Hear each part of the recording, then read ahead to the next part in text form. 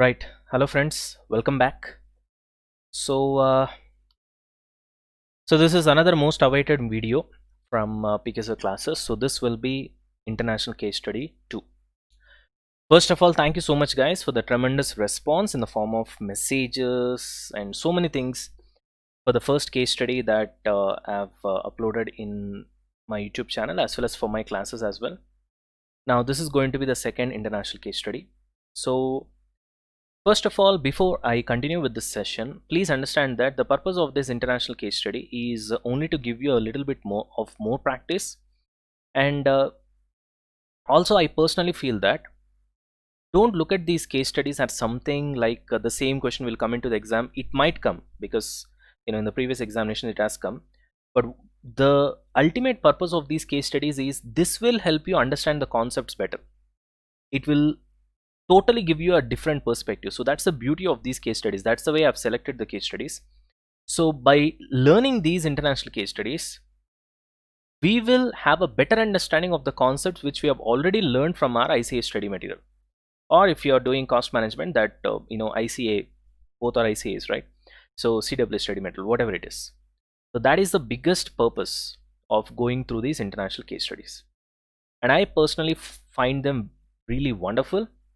I personally had the pleasure of learning them. When I'm writing the power notes also, it's just like watching a movie for me. That much I'm enjoying. I hope you guys also will enjoy the same way when you are listening to this particular lecture, because it's a so beautifully crafted case studies where you can relate to your real life, and the concepts are beautifully, you'll understand. So I cannot express you the feeling that I've got right now, but all I can promise you is that these case studies gives you learning pleasure, absolutely.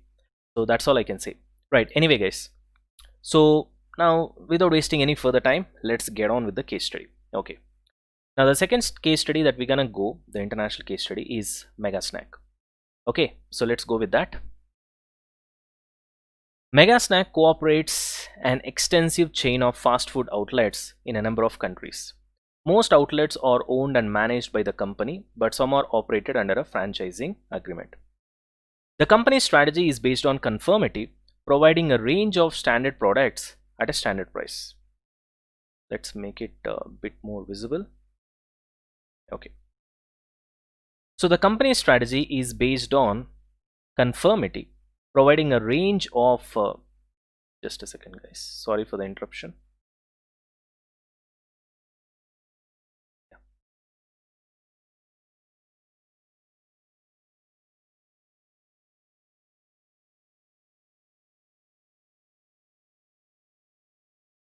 Okay, providing a range of standard products at a standard price in similarly designed stores using the same service procedures.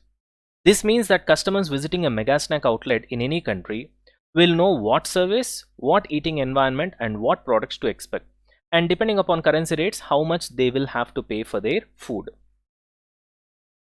So what else? The financial strategy of the company has been to achieve targets for gross contribution and net operating profit at all outlets, and to achieve sales growth by meeting customer needs and expectations better than rival fast food companies with support from extensive advertising. Two key performance indicators which Mega Snack uses to measure the performance of its outlets are revenue per outlet and staff cost as a percentage of revenue.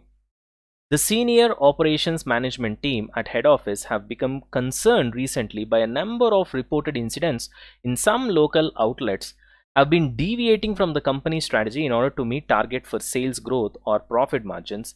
Several incidents are itemized below. Okay, so let's have a look at it one by one. Okay, incident number 1. Some outlets have been offering special discount prices or special deals, two for the price of one, in order to increase sales, and for the same reason some outlets have offered a home delivery service which is against the company policy. Some outlets have cut training cost for staff in order to save cost, and head office managers are concerned that this could affect the quality and speed of service given to the customers. Other outlets have taken on temporary staff without training them in order to meet the demand from customers. There have been reports that in one country, outlets have been offering extra products on their menu in addition to the standard Mega Snack product range. To put it very simple, this is nothing but McDonald's, but he has given you a different name. We are actually talking about McD. Okay. There has been adverse publicity in the media about one outlet that was disposing of food waste in a way that was contrary to health and safety laws and in breach of the company's health and environmental policies. Another adverse media story has been the decision of the manager of one outlet to dismiss all the staff after they took unofficial strike action. The manager took this action without consulting head office or referring to the company's industrial relations policy. Another source of concern has been a problem with the quality of pre-preparation of food products. Mega Snacks products are pre-prepared at a number of large processing centers. I told you, right? In McDonald's, all the fries are already fried actually. They will be refried again when you go and try to order your dish. Same logic applies to the patty, the burger patty, whether it is veg or non-veg. Same logic applies to everything. Okay, they are frozen foods basically. So they are then transported to the outlets each day from these processing centers. Each outlet then finishes the preparation of the products for serving to the customers in their own kitchen. Recently, during a period of high demand for products from the Mega Snack outlets, the managers of some processing centers have resisted demands to produce more pre-prepared output on the grounds that this would stretch their resources and damage the quality of the food items produced. Senior management have recognized that a problem exists with the processing centers and are considering what action to take. So you are required to. So this is a 25-mark question. It can come for 20 marks also in your ICA exam. Normally in international exams it comes for 25 marks. Anyway, required. Briefly evaluate the choice of revenue per outlet and staff cost as a percentage of revenue as key performance indicator for Mega Snacks outlets. Okay. Second, with reference to the experiences at Mega Snack, discuss the reasons for conflict between the strategic business plans of a large organization and short-term decision making at local level. Third, recommend the measures that senior management at Mega Snack should take to reduce the scope for such conflict and the risk that this conflict might occur. So that is the question.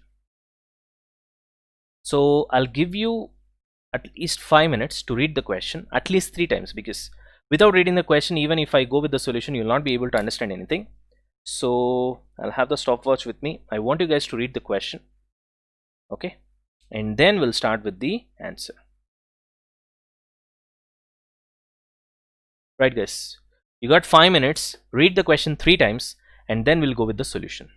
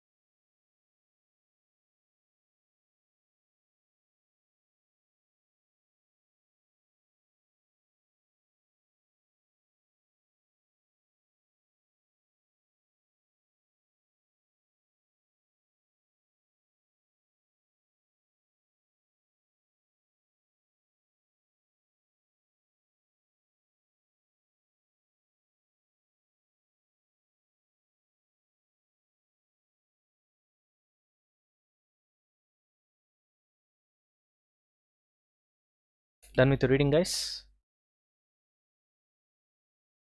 Second part. This one.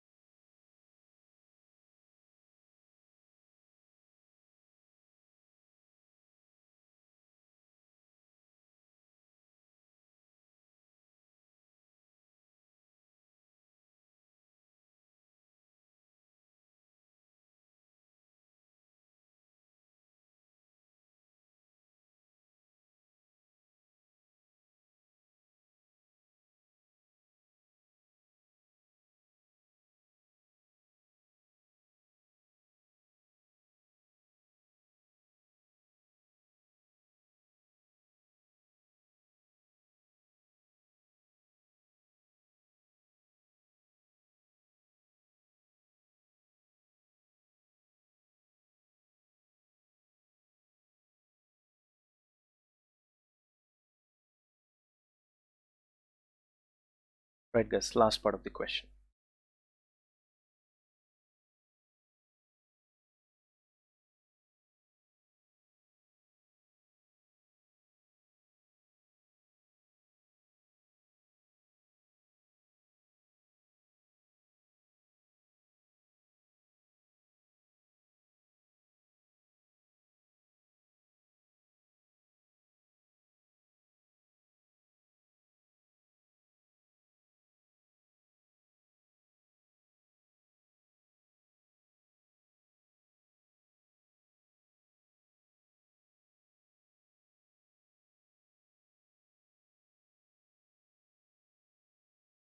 Read the question seriously and diligently, guys, because from the question only we're going to build up the answer. So reading the question is very important. That's why I'm giving you enough time.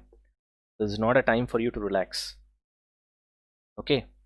So all of the guys who have purchased the Google Drive or Pen Drive or Android app classes, whatever the classes of CA Final SCMPE, you will get, if I'm not wrong, right now, as of now, I'm planning around 10 case studies, international case studies I'm talking about. And in the future time, as early as possible, depending upon my schedule, I want to increase it all the way to 20. And shortly I'll try to increase it to 30. That's my plan of action. I'm not promising anything over here, but that's what I'm trying to do, because I have to put in a lot of efforts. It takes some days of efforts to write power notes for a single, international case study, because you need to work out on the solution and try to simplify it, at the same time cover all the points. So it's a what can I say, it's a brainstorming work. Okay, it takes a lot of efforts. So that's one thing. And the second thing is, the intention for me is always, there is always something new to learn. Okay, because ultimately the exams that we write, I personally believe that, okay, we are writing it for certificate, and certificate does have value, but ultimately it's the skill that will take you to another level. I really believe into that. Otherwise all the CAs should be earning same salary as of now, because all the people have got same certificate, right? But that's not the case. Some are earning in crores, some are earning in lakhs, some are not even earning in thousands. Okay, not even 50,000, to be very honest. So which means that sort of difference is there, and everybody has got the same certificate. So which means, okay, we'll take out few exceptions where maybe they have got good circle, maybe their previous generation is also chartered accountants and they have the advantage and all that. But apart from that, if you look at the 90% of the cases, definitely it's a skill that differentiates people. So some are earning in crores, some are earning in lakhs, some are earning in thousands. So therefore what I'm trying to tell you guys is that how important for you is to pass the exams. And all these things, the so-called things that you hear in the society, one thing that I can tell you seriously from my side is skill. So what we are trying to do with international case studies here is two things. One is, it helps us to pass the exams, of course. Why? Because we'll be getting better idea of how to tackle case studies, and definitely ICAI is going to test you on new case studies. Of course it's gonna be from the collection is going to be from international books or international exams. So obviously then intentionally you'll be able to clear it off easily. You'll have the edge over there. Apart from that, it also really helps you to look into different perspective with respect to the same concept that you've learned.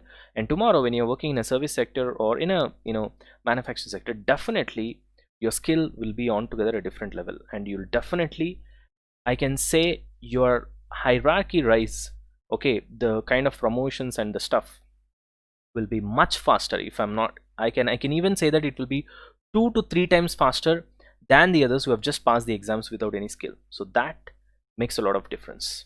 So your 5 years will be equal to somebody's 10 years or 15 years. Keep that in mind. That makes a huge difference. Okay, you may not know what I'm trying to say right now because you guys are studying CA final or CMA final, whatever it is, but once you join in a company and after 3 or 4 years, definitely you'll remember my words. Chalo, anyway. So I hope you guys have done with your reading 3 times. Let's start with the solution. Just a second before that.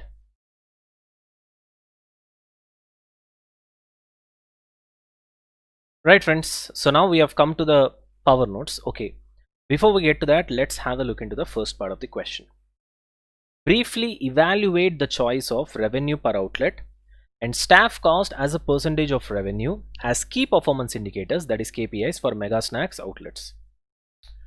Now before I start with the solution, now guys, please understand one thing. If you really want to understand this particular case study, you should have completed a chapter called PME, that is Performance Measurement and Evaluation, from your CA Final SC and PE. In that, there's a concept called CSF and KPIs, that is Key Performance Indicator, as well as Critical Success Factors. If you already know that concept, then you'll be able to understand this particular case study better. If you don't know that, still you'll be able to understand, but it will be a little bit tricky. Okay, chalo, anyway. So let's start with the first one. Power notes for Mega Snack, evaluation of KPIs, that is Key Performance Indicator. That's what he has asked you in the question. Evaluate the choice of first KPI, that is revenue per outlet, and second KPI, that is staff cost as a percentage of what? Revenue. So we need to evaluate them, which means we need to talk about whether it is good or bad, you know, the pluses and minuses. Anyway, first thing is, if you look at the financial strategy of Mega Snack, it is achieving sales growth. That is clearly given in the question. I did not take this from somewhere else, you know. It's not magic or something like that. It's simple, straight point from the question. So the financial strategy of Mega Snack is achieving sales growth. So when your strategy is to achieve the sales growth, then revenue per outlet is a good KPI. Are you able to understand? However, why can't your KPI be revenue growth itself? Then it would be even more better. See, we are not saying that revenue per outlet is not a good KPI, because ultimately it achieves your financial strategy of achieving sales growth. More the revenue per outlet, more will be the sales growth. That's fine. It suits with your financial strategy, but it can be made better. So instead of having revenue per outlet, you can have sales growth itself as KPI. Then straight away it matches with your financial strategy, that is achieving sales growth, because sales growth is your KPI and you measure the sales growth in numbers, and straight away it achieves your financial strategy, which is achieving sales growth. Very simple. So okay, so the first point that we are trying to say here is that since your financial strategy is to achieve the sales growth, for doing that, the revenue per outlet is a good KPI, but nevertheless it can be made even better if the KPI is revenue growth. Got it? KPI itself is revenue growth. That's one point. Second point is, if you look at incident 1 in the question, we'll move on over here. I hope you guys have read the question 3 times. That's the reason I gave you a lot of time to read the question. Some outlets have been offering special discount prices or special deals in order to increase sales. As you can see here, they are giving discounts only to increase the sales. Why they want to increase the sales? Because of the KPI, that is revenue per outlet. So that revenue, in other words, sales per outlet has to be more. If that has to be more, they have to sell more number of units or more number of goods or more number of food, whatever it is. Okay. For that purpose, they have actually reduced the price. So which means actually here KPI is doing good or bad? Indirectly it is doing bad. That's what we are trying to discuss. Anyway, incident 1, that is discounts and deals, may be unintentionally or intentionally due to revenue per outlet KPI. Because you have kept KPI as revenue per outlet, probably that KPI would have led to a wrong decision of giving discounts, disregarding the uniform policy making of Mega Snack. See, we don't know for sure that this KPI of revenue per outlet gave way for these kind of discounts or deals. What we are trying to say here is, it might have been, so it's just a thought process. Maybe this revenue per outlet KPI would have led to a situation where, in order to achieve the revenue per outlet, they have forced themselves to increase the sales by way of discounts or deals. You got the point? So that's why we have here the better answer would have been maybe unintentionally or intentionally, due to revenue per outlet KPI. That's the reason probably incident 1 has happened. So then the probable solution can be, if you want to avoid incident 1, find out gross profit percentage as well in addition to revenue per outlet. Now what happens because of this? In case if you try to reduce your selling price by giving discounts, then automatically your gross margin percentage gets reduced. So if you keep a target gross margin percentage, then these so-called outlet managers, they will not give discounts in order to increase the sales, because they might achieve one of the KPIs, that is revenue per outlet, by doing so, but they will be caught in another KPI, that is gross margin percentage, because your gross margin percentage will get reduced. Are you able to understand? So it's a smart move. That's a possible solution, right? Beautiful solution, in fact. So the thought process is very simple. The first incident has happened probably, maybe due to the KPI, that is revenue per outlet. So also, because your objective or the financial strategy is achieving sales growth, revenue per outlet suits it. It's a good KPI, but it can be better if you made the KPI as, if you made revenue growth as KPI. That's another thought process. Also, probably incident 1 may have happened because of the KPI, that is revenue per outlet. Therefore, it's better you not only measure revenue per outlet, but also you have another KPI as gross margin percentage or gross profit percentage. Thereby, if they try to go for discount in order to increase the sales such that they achieve the KPI, which is revenue per outlet, they will get caught in gross margin percentage. Got the point? Okay. So another strategy for Mega Snack is conformity. Uniformity, which means all the branches must stick on to the principles, which means in one branch if discount happens, in all the branches discount must happen. In one branch if discount doesn't happen, no other branch discount should happen, which means there must be uniformity or conformity. But discounts will affect the same. If some outlets are giving discounts and if some outlets are not giving discounts, what's happening? It is disturbing your uniformity or conformity, correct? So therefore, Mega Snack need to have additional control to ensure the conformity or uniformity across its outlets all over the world. Got the point? Otherwise, what happens is that your customers will lose that confidence, because right now your greatest strength is that irrespective of the branch in any city, see, that's what happens with McD, KFC and Subway, right? Any city, any place you go, you know that the taste will be like this, the quality will be like this, the items will be this. So you have everything in your mind. The ambience will be like this. So everything is quite a bit clear, and that's what attracts people to go. Irrespective of, normally if you look at all our Desi hotels, will say that okay, this particular place it's good, but when it comes to McD and KFC, mostly the answer is like any McD or KFC is one and the same, because they maintain that, you know, quality, the uniformity, the conformity. That's the point. So people come with an expectation and it is satisfied, you know. Okay, so that's our analysis or evaluation of the first KPI, that is revenue per outlet or revenue per store. Okay, now let's move on to the second one. What is that? Staff cost as a percentage of revenue. That's the, what is that? Second KPI. So staff cost as a percentage of revenue is a relative measure. Obviously, it's a sensible KPI. Always, see why I've written sensible KPIs. Always relative measures are good. Keep this in mind. This is another universal point. Students, those who have listened to my Google Drive or pen drive classes or Android app classes, you would have already known the importance of universal point. So this is a universal point. So always when you have a relative measure as KPIs, it's very good. A relative measure as KPIs, it's very good. Keep this in mind. So staff cost as a percentage of revenue is a relative measure. Okay, if revenue falls, then cost increases. It would be picked up by this particular KPI, correct? See, if revenue falls, what will happen? Staff cost as a percentage of revenue will increase, because revenue has got reduced. Then the percentage of staff cost remaining the same on a reduced denominator will get increased, which is not a good thing. So that will be picked up by this particular KPI. At the same time, if cost increases, which means revenue remains constant and staff cost increases, then that also will be picked up by this particular KPI. So the KPI is very good. That's why we have written that it is sensible KPI. That's why always remember, tomorrow when you join a particular company also, when you have relative measures as KPI, it will give you very good results. Keep this in mind. When you have relative measure as KPI, it will give you very good results. Keep that in mind.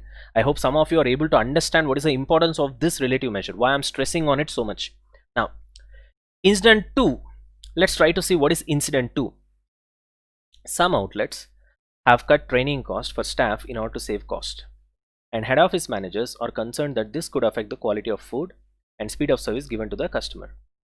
Other outlets also, they have taken on temporary staff without training them in order to meet the demand from the customers. Okay.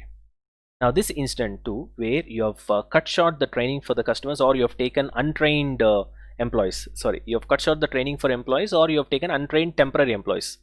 Maybe due to this KPI. Which KPI? Staff cost as a percentage of revenue. However, still it would be picked up by this KPI in the long run, as this is a relative measure. Are you able to understand? I did not say it will be picked up by this KPI immediately. What is the wording here? It will be picked up by this KPI in the long run. Please try to understand. See, once you cut short your cost by way of not giving enough training to your so-called employees, then what will happen? Immediately it will not be affecting your sales. So the staff cost will be less because you haven't trained them, thereby you have reduced cost, you have saved cost. And staff cost as a percentage of revenue, so staff cost is less and the revenue is good, which means the percentage will be less, which means it's a good one actually. But then in the long run, what will happen? Your employees are not trained enough because you haven't given them training, or the so-called temporary employees whom you have recruited without giving enough training, they will not serve well, they will not prepare good food, they will not provide good service to the customers. So at a point of time, customers will understand that in this particular branch things are not happening in a good way, and eventually what will happen is that they might stop coming to that particular branch. Then eventually what happens? It will affect your sales. Then eventually what happens? The revenue will get reduced, and therefore staff cost as a percentage of revenue will get what? Increase. So ultimately it will be picked up by this KPI, but not in the short run, but in the long run. So this is a good KPI. So finally our evaluation is, even revenue per outlet is a good KPI, but you can make it better by going for revenue growth as a KPI in this kind of situation. Coming on to the evaluation of the second KPI, which is staff cost as a percentage of revenue, it's absolutely good. Okay, now let's move on. Now look at the next part of the question. With reference to the experiences at Megasnack, discuss the reasons for conflict between the strategic business plans of a large organization and short-term decision making happening at local level.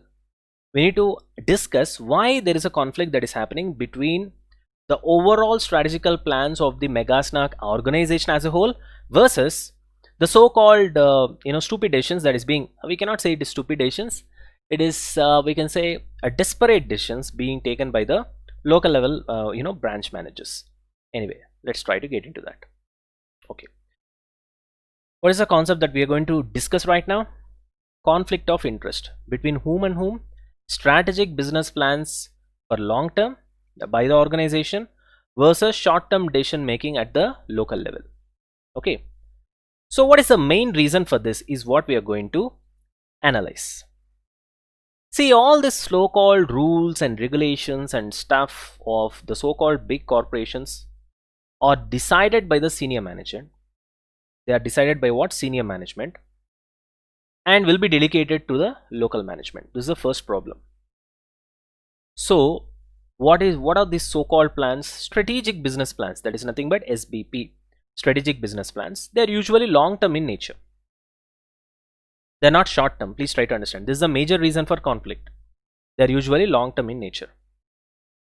But once it is delegated to the local management thought process, the local managers are always short-term in nature.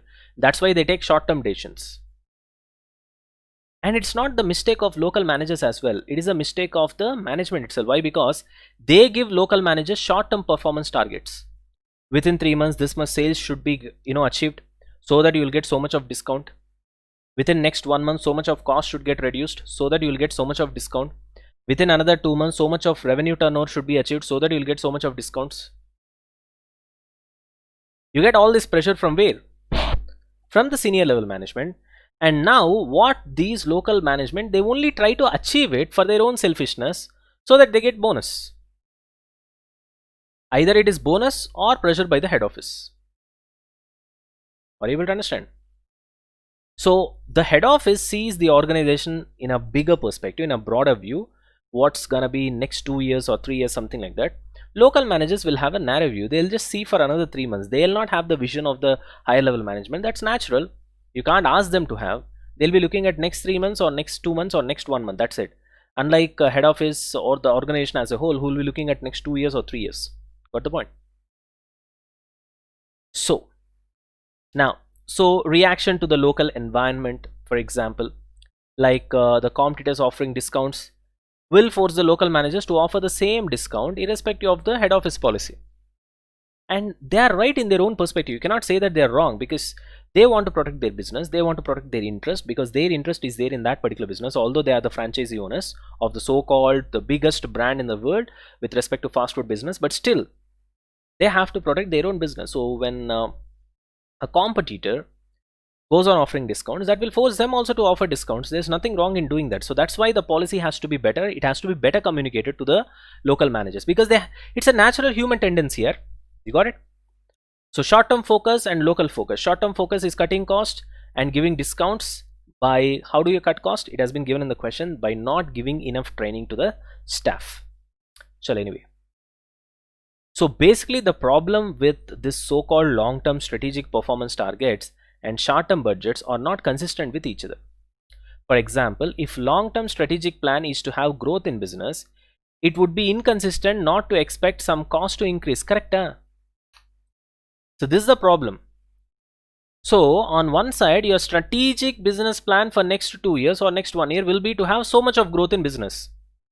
If you want to have so much of growth in business, then you have to manufacture more. You have to, what? When you have to manufacture more, then you have to invest in a bigger mission. Then there will be more fixed cost. Or you have to invest in more human resources, more employees. That will lead to more cost. So on one side, you say that I want to have a growth in business. On other side, you are giving a targets like percentage of cost out of revenue, something like that, where you are discouraging the cost to get increased. Now without cost getting increased, you will not be able to achieve growth. So the problem is with your strategies itself. Your strategies are contrary to each other. That's what we are trying to say here. Are you able to understand what I'm trying to tell you? Very interesting this is. So the problem is long-term strategic business targets and short-term business targets, because they are not consistent with each other. For example, if long-term strategic plan is to have growth in business, it would be inconsistent not to expect some cost to increase. Cost will obviously increase, otherwise how will you have growth? You understand that? That's the point. So in this way, if targets are inconsistent, then the short-term cost-cutting decisions are actually indirectly encouraged by head office only. That's the funniest part. You understand the point? Because your targets themselves are inconsistent. On one side, you say, I need so much of sales growth. On another side, you say, I don't want the cost to get increased. Then, because you said the cost should not be increased, that's why people go for cost cutting by way of not giving enough training to the employees. So indirectly, that's because of head office only, because of your inconsistent so-called two goals. Suppose your goal would have been, okay, long-term growth should happen, and accordingly, if there is proportionate increase in cost, then it's acceptable. Then these kind of so-called short-term decisions of cost cutting, where you're not giving enough training to the employees, will never happen, right? So it's indirectly encouraged by you only. That's what we are trying to say here. Also, head office may not communicate all of its policies well to the local manager, and that's the reason probably some of the local managers are not able to dispose of the food in so-called environment friendly manner. Probably that's the reason that's happening. We don't know. You got the point? Next. Also, lack of clarity among local managers towards companies' policies seems to be obvious. Otherwise, how outlets in one country have sold additional products whether head office had not made it clear to them that the menu should be fixed? That will be an obvious point, right? So it's a common sense. See, even tomorrow this kind of, suppose a case study comes to you, if you're a management consultant, you'll ask a basic problem.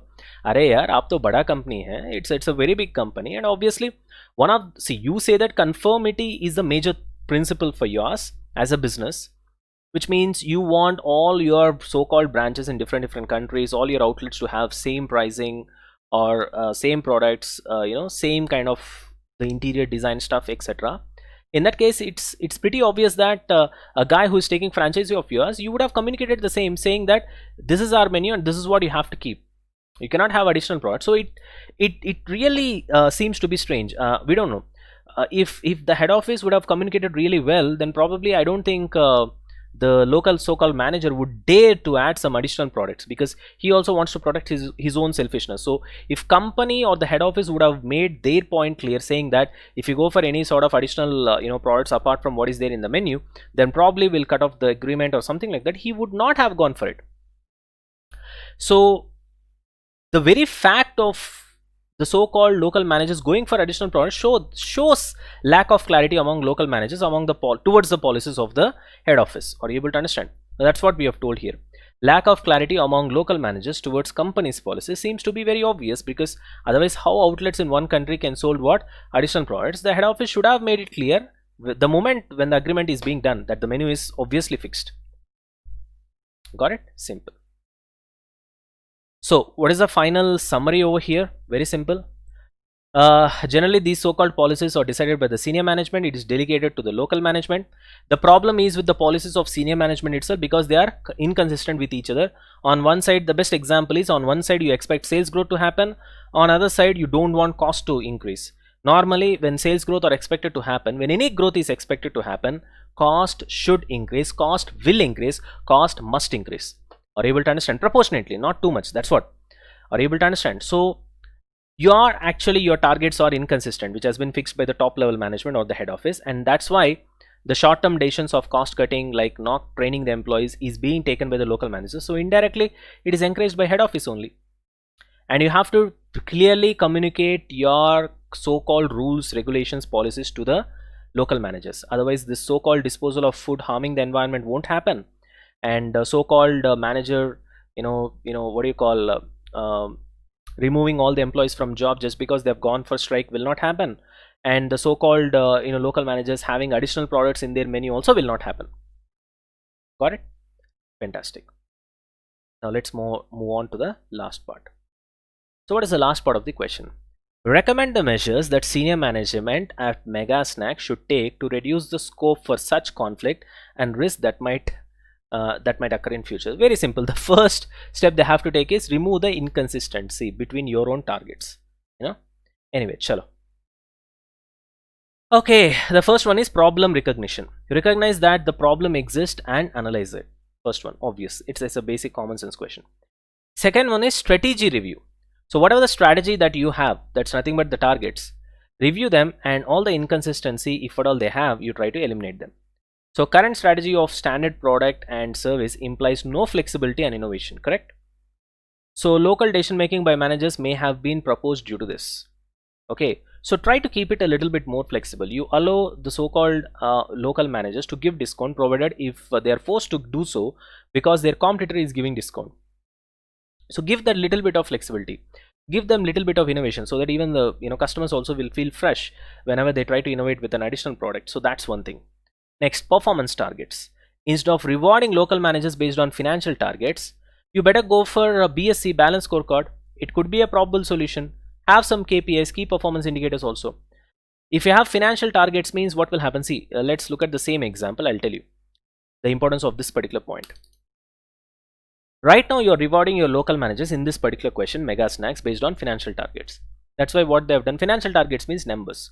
So what they've done eventually, they have compromised on giving training, and as a result, they've reduced the cost. As a result, they have achieved your target profit probably, and therefore, probably they've got their bonus. Now, in case if you would have followed balanced scorecard, then in the financial perspective of the balanced scorecard, the financial perspective would be healthy, obviously, because you have saved cost, you have cut cost by not giving proper training to the employees. But at the same time, because of not giving proper training to the employees, these guys will not provide good service, and eventually in the long run, maybe 2 months or 3 months later, it will affect the sales, thereby revenue gets affected, thereby profit gets affected, customer satisfaction also gets affected. So in the customer perspective, it will be reflected, so they will get caught. Are you able to understand? So if your performance targets is based on BSC, that is balanced scorecard, where both numbers and non-numbers are given due importance, then these kind of mistakes will not happen. Got the point? Next, improved communication. Because there is no proper communication from the head office to the local managers, that's the reason this environmental disturbing food disposal, additional products, okay, firing all these employees who have gone on strike, all these things are happening. So everything should be clearly communicated to the local managers. Are able to understand? Example, consistency of products, health and safety, and environmental protection, the rules and regulations and the policies of the company. If it is clearly communicated, then this sort of mishaps will not happen. And finally, most important, after doing all the changes, monitor all your branches. Have a strong internal audit team who will monitor, such that all these inconsistencies immediately will be picked up by the internal audit team, and they will immediately inform you so that you can take the corrective measures. Got the point? That's it. Anyway, so finally, problem recognition, strategy review, eliminate all the inconsistency in your strategies fixed by the top level management, which we have seen. Performance targets, don't just measure numbers, measure also non-numbers. Are able to understand, like BSC, so that whatever the mistakes they do, like the way of short-term decision making, by reducing the cost, by way of not giving proper training to the employees, will get caught up, will get picked up by BSC in customer perspective, because the customer will not be satisfied because of lack of proper training. Definitely the customer service will be bad. And improved communication, so that you communicate well all your policies, rules and regulations, so that they don't do all this kind of environmental damaging food disposal, you know, removing of all these employees who have went on strike, and removing, in the sense, removing the job, and adding all those so-called additional products will not happen. And finally, after making all the good changes, monitor them, have a strong internal control team, internal audit team, who will go and make the internal audit, such that immediately if there are any inconsistencies in any of the branches, it will be immediately picked up. Got it? That's it. So that's all about this particular second case study. So I hope you guys have enjoyed this video. Okay, in case if you're watching this video in YouTube, students who are watching this in Google Drive or pen drive, or Android app, if you really like this, and if you want me to make more and more international case studies, send me a WhatsApp message to the number 9246946444. That's the PKSO classes number. You want to buy our classes or anything you want to communicate, that's the number. You have to WhatsApp or message. Telegram also you can do. And those who are watching in YouTube, if you guys have really liked this video and if you want me to make more videos and upload in YouTube, definitely hit that like button, and definitely comment. See, I've put some at least 15 to 20 hours of effort into this. Now you guys can spend 1 minute and write a comment what you have genuinely felt about this particular video. So that's the encouragement and happiness for us, right? So once I see those comments, and once I see that response is tremendous, and that itself will push me. Arey yeah, the response was tremendous. So put in bit more hard work, spend late nights, and try to make much more videos. So I'll come up with more videos and I'll try to upload it in the YouTube channel. Got the point? And thank you so much for the fantastic response and beautiful comments for the first case study, international case study. And I hope this video also will get the same appreciation from you guys. Love and appreciation. Spend your valuable time. Thank you so much for watching this video, and at the same time just spend that additional minute and comment what you feel. And because the YouTube algorithm also works that way, so it will have a more reach also. I want this kind of special videos to reach more people, so that more people will get benefited. And if you really like it, hit that like button. Everything helps in the YouTube algorithm, and that will also definitely motivate me. So that's why I'm specifically telling this, because that's all ultimately what we want, right? Happiness from your comment. Chalo guys, so thank you so much. Now what you guys can do is that if somebody who doesn't want to copy, you can just stop the video over here. People who want to copy, I'll give you time, you can copy now. Thank you. Chalo guys, copy. I'll give you 2 minutes per page. You can copy the solution.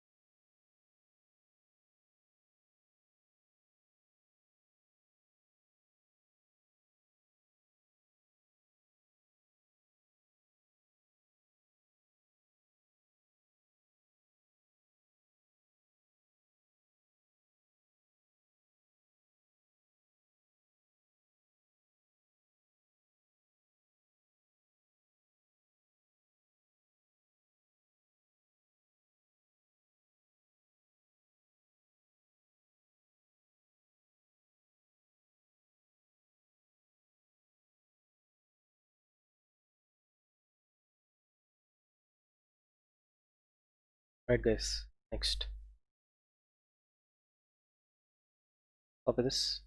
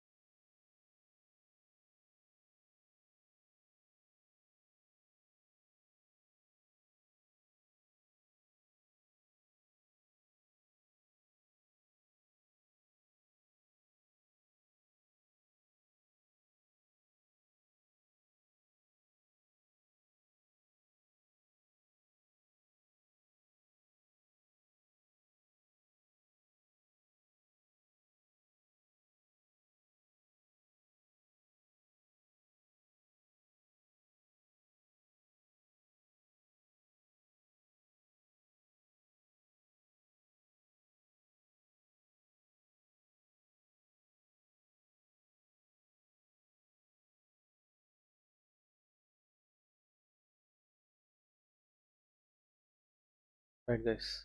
Next.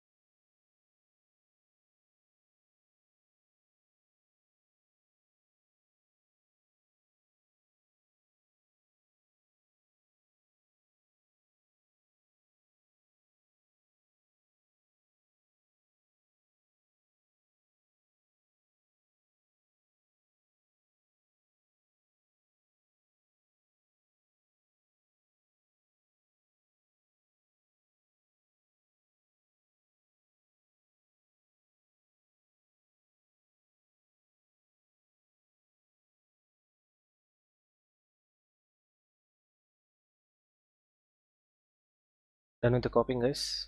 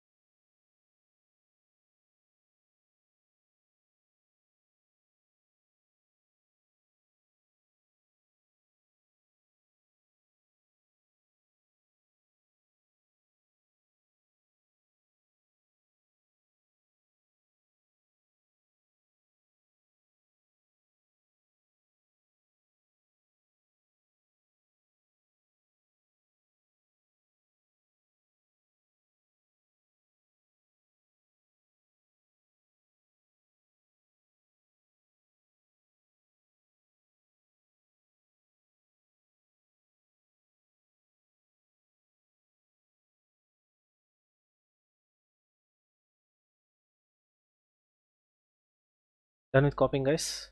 Next page.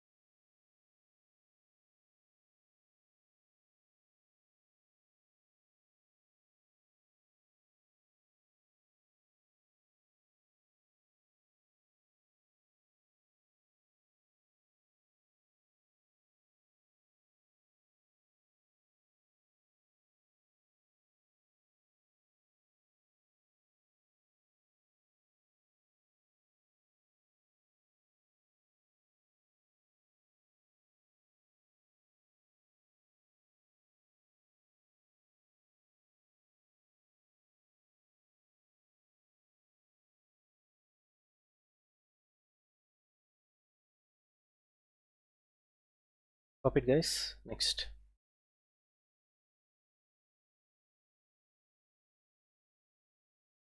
Copy this.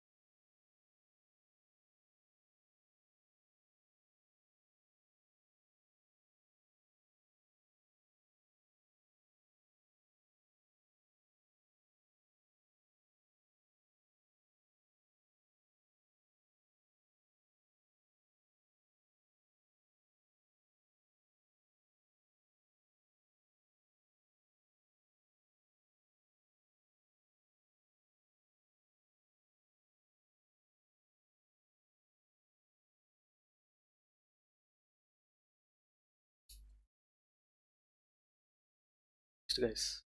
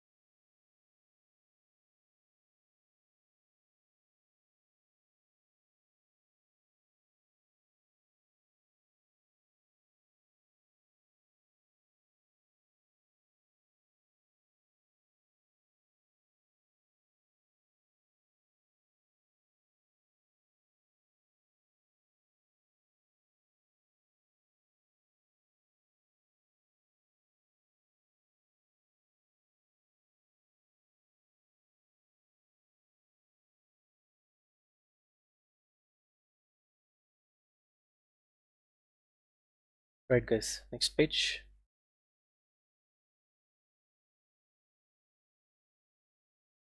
Look at this.